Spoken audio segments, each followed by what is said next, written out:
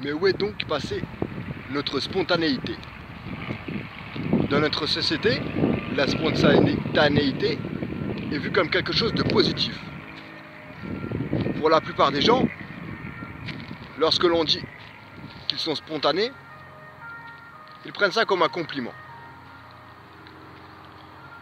Cependant, pendant notre éducation, on nous apprend à refouler notre spontanéité. Et ça commence très tôt.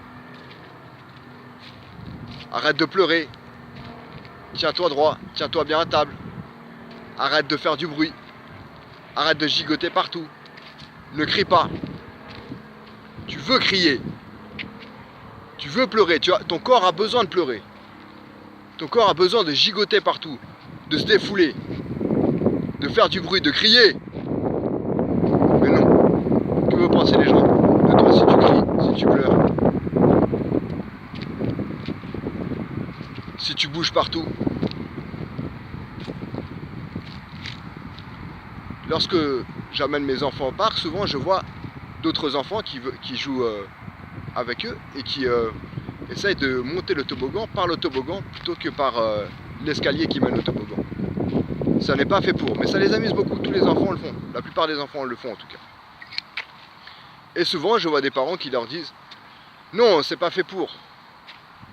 Tu dois utiliser les escaliers. » Ils veulent jouer avec la porte du parc, qui est faite, adaptée, sécurisée pour les enfants. Spontanément, ils jouent avec, ils trouvent ça très rigolo. Mais souvent, les parents disent « Non, ce n'est pas un jeu. Tu ne dois pas jouer avec, tu dois jouer plutôt avec les jeux du parc. » Et puis, vient l'école. L'école, on nous apprend beaucoup de choses à l'école. Mais surtout, à bien se taire, à bien écouter, à rester bien assis sur sa chaise, sans se balancer sur sa chaise, pas de bavardage, on ne parle pas. Ou si tu veux parler, tu lèves le doigt. Et peut-être, je dis bien peut-être, qu'on te laissera t'exprimer. Où est la place pour la spontanéité dans cette éducation? Presque à chaque fois que l'on veut être spontané, sa spontanéité est réprimée. Et l'on finit par réprimer nous-mêmes notre spontanéité. Jour après jour, année après année, pendant presque toute la scolarité, on nous apprend à réprimer notre spontanéité parce que faire les choses spontanément, que vont penser les gens de toi si tu fais des choses spontanément?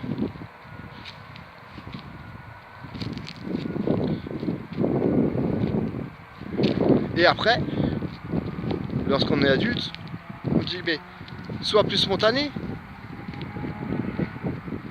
Qui est vraiment spontané? Quel adulte est vraiment spontané? Il n'y en a pas beaucoup.